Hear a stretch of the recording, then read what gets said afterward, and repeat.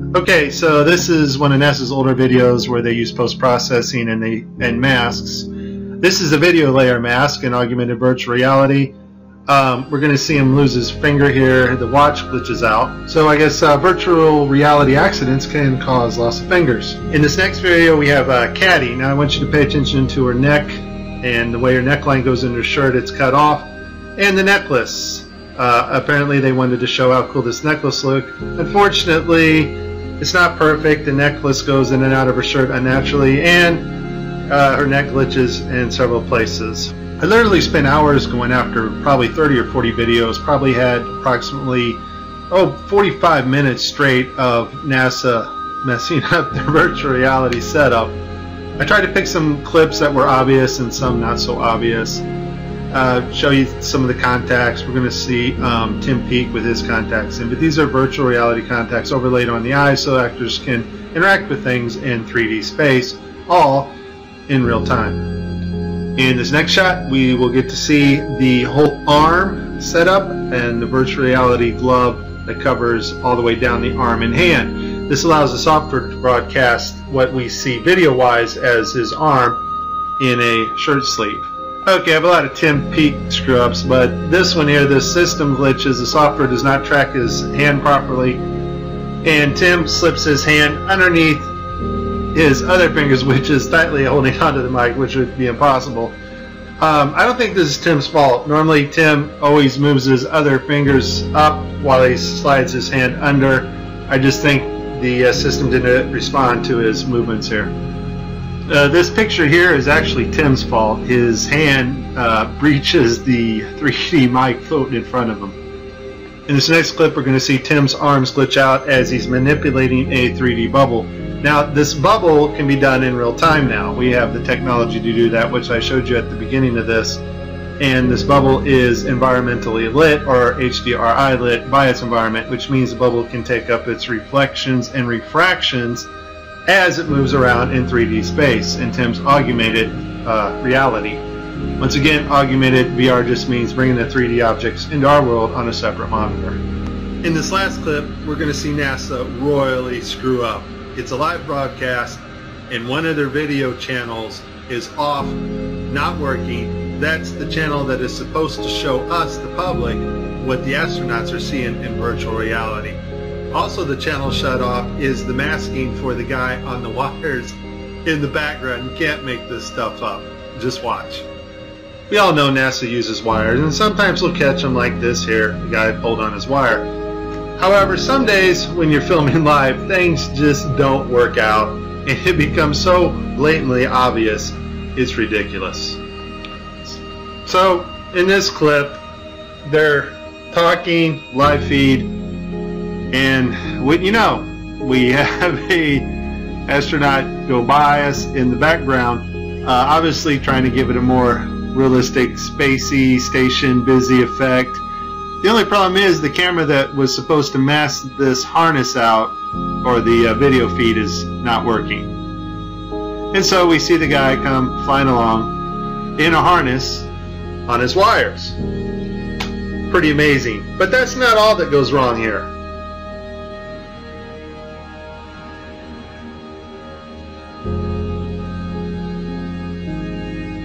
Okay, so you see to the right this guy's flipping this hat. This hat's actually on another video channel in 3D space. It's virtual reality.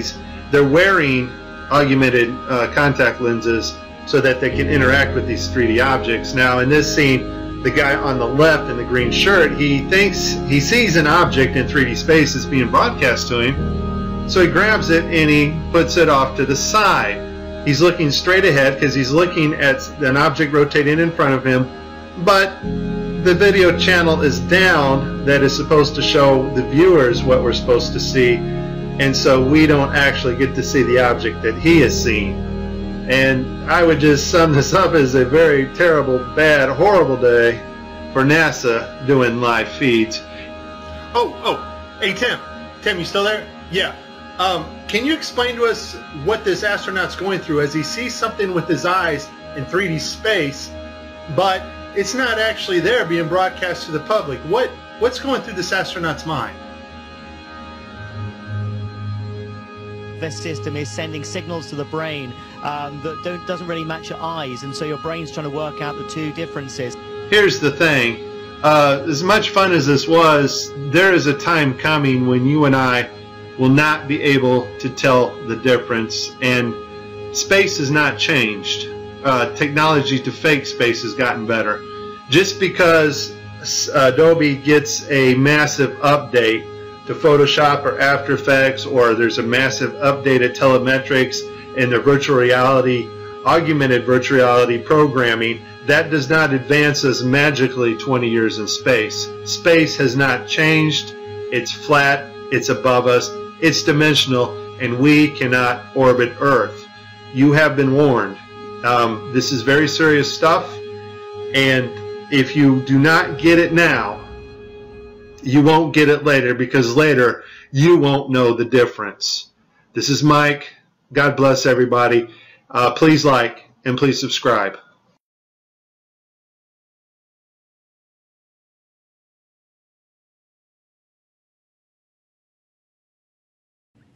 "60 years ago, when the Russians beat us into space, we didn't deny Sputnik was up there.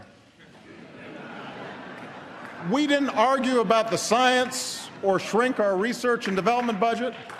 We built a space program almost overnight, and 12 years later, we were walking on the moon." This is not a joke, Joe.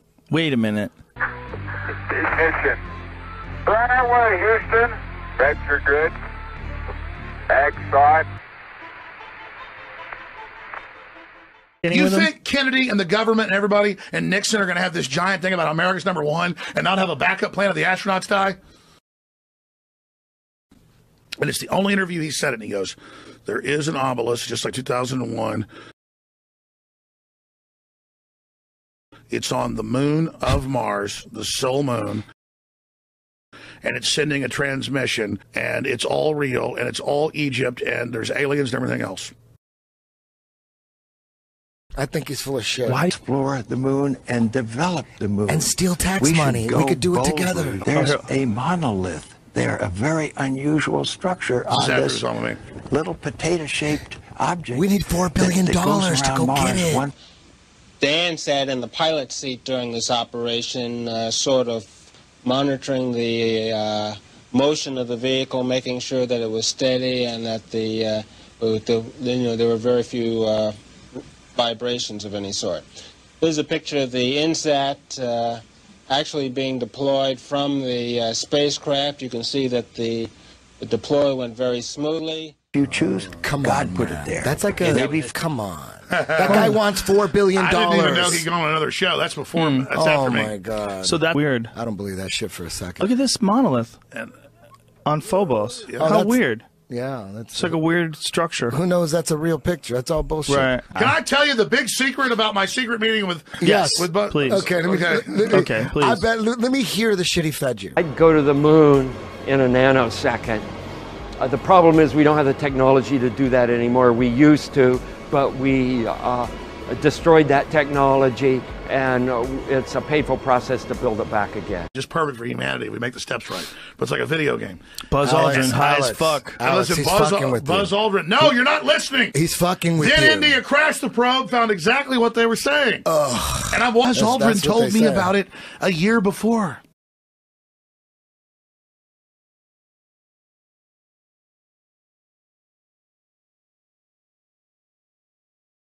Is still briefing Buzz? Buzz Aldrin? Is he going to the meetings and they tell him shit? Listen. He went to the moon. You want to get into go to every stuff. meeting. I'm telling you, Buzz Aldrin told me in a year it's going to be on the news that they discovered water with a probe they're sending before they were even sending a probe in the news. They're dropping disinfo on you, Alex. Well, I mean, Buzz Aldrin tells me they're going to announce India finds water on the moon. Oh, my God. Buzz Aldrin. Follow him on Instagram and then come back to me with some Buzz Aldrin. The moon impact probe. I'm only telling you what Buzz Aldrin told me. Hey, you know what? When it comes to space, Alex, that's not your forte. Your Buzz Aldrin is telling you shit. I want to attack him. His back's hurt. How so? He's just like, he's bald? so He's so into it. See, when the guy comes over, he goes, "You're full of crap. You ever went to the moon?" He just punches him out. You walked on the moon when you didn't. Calling the kettle black, if I ever thought of it. Saying I misrepresented myself. Away from me. You're a coward and a liar and a thief. And Buzz fucking right hook to this guy's fat fucking triple cheeseburger eating face. What happened? Why aren't we moving forward? Today's announcement sends a clear signal to the world that we are restoring America's proud legacy of leadership in space. They did doctor up photos and stuff for the public.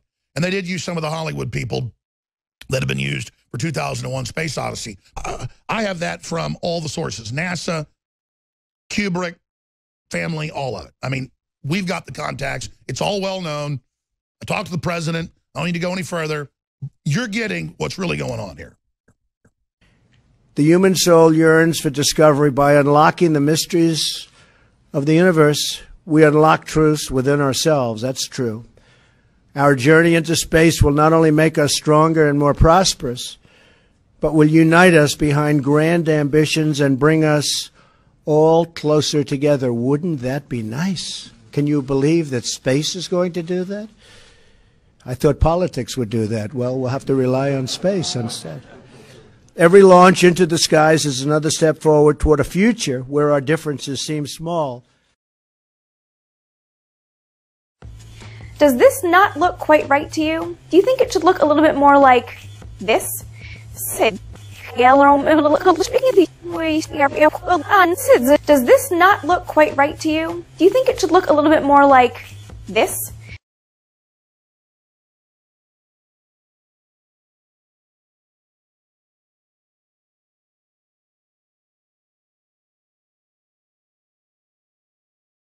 You don't see stars in the daytime on Earth, not because they're not there, but because the atmosphere is aglow with scattered light from the sun. If you take away the atmosphere, the sun will still be there, but the sky goes dark. That's what the folks get when they go to the edge of the atmosphere, and they're calling that the edge of space. But when you get to the edge of the atmosphere is no longer between you and the rest of the universe, and the stars reveal themselves just as they would at night. Since the moon has no atmosphere, then a daytime picture, if you're there in the daytime of the moon, you see a full night sky of stars, even with the sun in the sky as well. But when you get to the edge of the atmosphere, the stars reveal themselves just as they would at night. If you're there in the daytime of the moon, you see a full night sky of stars, even with the sun in the sky as well. Even with the sun in the sky as well. We were never able to see stars from the lunar surface or on the daylight side of the moon by eye without looking through the optics. We were never able to see stars. The sky is deep black when viewed from the moon, as it is when viewed from cislunar space, the space between the Earth and the moon. If you're there in the daytime of the moon, you see a full night sky of stars, even with the sun in the sky as well.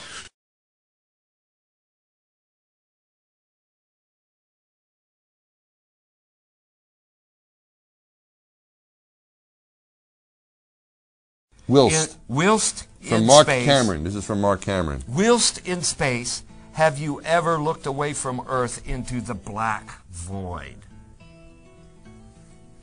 Yeah. So because you can see, because you can see the stars. Oh yeah. You know, and pretty much all the time you can see the stars.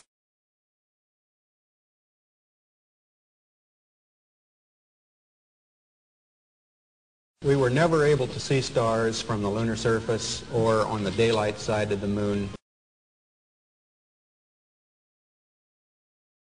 The sky is deep black when viewed from the moon, as it is when viewed from cislunar space, the space between the Earth and the moon.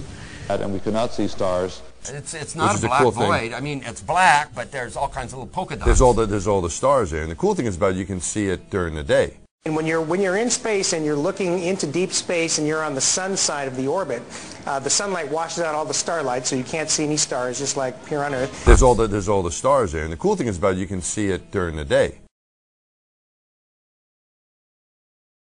Yeah, you can, and there's more than stars. You can see planets. You can see moons. You see the gas Magellan clouds of the you Milky Way see galaxy. The Magellanic. The sunlight washes out all the starlight, so you can't see any stars, just like here on Earth. Pretty much all the time you can see the stars. Then when you look out into deep space away from the sun, it's the darkest black you can imagine. Just the inherent beauty of it, the velvet, bottomless bucket of the universe. In like just hanging there in a vast sea of darkness, and the most frightening darkness that you could ever imagine. Pretty much all the time you can see the stars. From Mark Cameron. This is from Mark Cameron. Whilst in space, have you ever looked away from Earth into the black void? And the most frightening darkness that you could ever imagine. Pretty much all the time you can see the stars. The sky, of course, was black, but it had sort of a velvet sheen to it. The biggest visual surprise was just how black the sky was. You have a brilliant sun, brighter than any sun you normally would see, even here in New Mexico. You have these extraordinarily high mountains. We were in a valley deeper than the Grand Canyon. But then you have this black sky, a sky blacker than black, as the old Vidicon expression used to be. There's all the stars there, and the cool thing is about it, you can see it during the day. I've often tried to explain the difference between darkness, when you turn out the lights and it's dark in here, or blackness. Blackness is the endlessness of it all. It's hard to comprehend.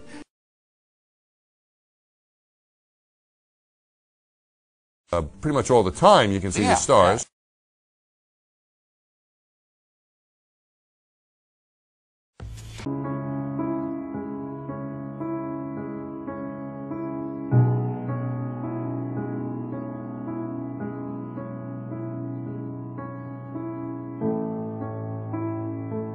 It was all recorded on these telemetry tapes. So where is this hard evidence? I haven't seen anything that indicates the telemetry data is even in existence, and as I said, even if we had it, we don't have the machines to play it back. But your own research has shown the telemetry data is missing. That's right. Could this be true? Mankind's first interplanetary exploration and the original science data is missing? 11, this is Houston, radio check, over. If it's anywhere, it should be here at NASA's Goddard Space Center in Maryland, home to the National Space Science Data Archives. This film you're making now, what is it? This is a film trying to prove that Apollo 11 happened. Does it have a name? I mean, do you have a name for it yet, or you're calling it "Did We Go"? Did we go? Okay. Okay. Doesn't have it either. The Smithsonian doesn't have it. Johnson doesn't have it. Right. We've been unable to track it down. I mean, we don't know where this telemetry data ended up, and we don't know what path it may have taken. So, unfortunately, I'm afraid I can't really give you much of a clue as to where this data ended up and whether it still exists or not.